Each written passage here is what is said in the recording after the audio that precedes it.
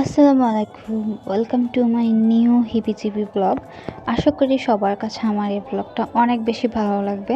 তো চলেন শুরু থেকে শুরু করা যাক। এটা ছিল আমার এক্সামের আগের দিন। আমি সেদিন যথেষ্ট পরিমাণ পড়াশোনা করতেছিলাম, আর হঠাৎ করে দেখি যে এত সুন্দর একটা চাঁদ উঠছে আকাশে। তো আমি চাচ্ছি না যে আমার এই জিনিসটা মিস যাক। তখন আমি তাড়াতাড়ি করে গিয়ে এটা ক্লিপ নিয়ে নেই। আমার কাছে এত ভালো লাগে রাতের আকাশে যখন চাঁদ উঠে, I don't know Y, but আমি এটার প্রতি প্রচুর অবসেস। আর এটা আমি দেখাচ্ছিলাম যে আমাদের সোনালী ব্যাংকটা কুমিল্লার যে সবচেয়ে পরিচিত ব্যাংক এবং অনেক পুরান এবং ঐতিহ্যবাহী ব্যাংক। তো এটা হচ্ছিল যে আমার এক্সামের দিন, এত পরিমাণ রোদ উঠছিল বলার বাইরে। এই তো আমি এক্সাম দিয়ে শেষ করে চলে আসছি। আমার এর আগে আর কোনো ক্লিপ না হয় না, কারণ আমার ইনটেনশন অ্যান্ড ফুল ফোকাস আমি এক্সামের উপর দিয়ে রেখেছিলাম, যার কারণে। আর এক্সাম দিতে দিতে আমার প্রচুর পরিমাণ ক্ষুধাও লেগে গিয়েছিল। তো ভাবলাম যে ক্যাকারি থেকে কিছু খাওয়া যাক।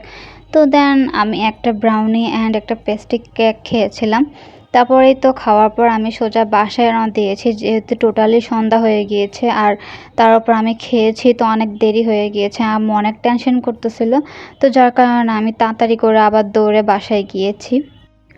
আমি ক্যাকারিরে বেক আইটেম অর পেস্ট্রি আইটেমের প্রতি খুবই অবসেস, কারণ এগুলো এত ভালো করে তারা বানায় বলার মতো না।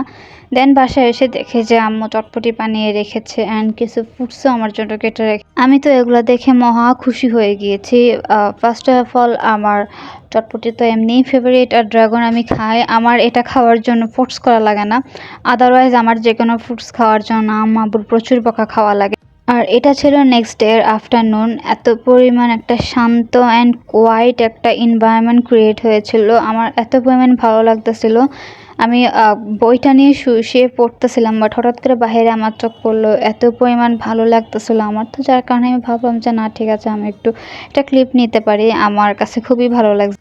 সন্ধ্যায় দেখি যে আম্মু এখানে আবার ফিশ বারবিকিউ করছে। আমরা তেলাপিয়া ফিশ বারবিকিউটা খুবই লাইক করি, তো যার কারণে আম্মু একটা ফিশ বারবিকিউ করেছে। তো এটা আমরা সবাই মিলে এনজয় করলাম সন্ধ্যায়। বলা যায় যে এটা এক প্রকার আমাদের সেদিনকার সন্ধ্যার নাস্তা ছিল।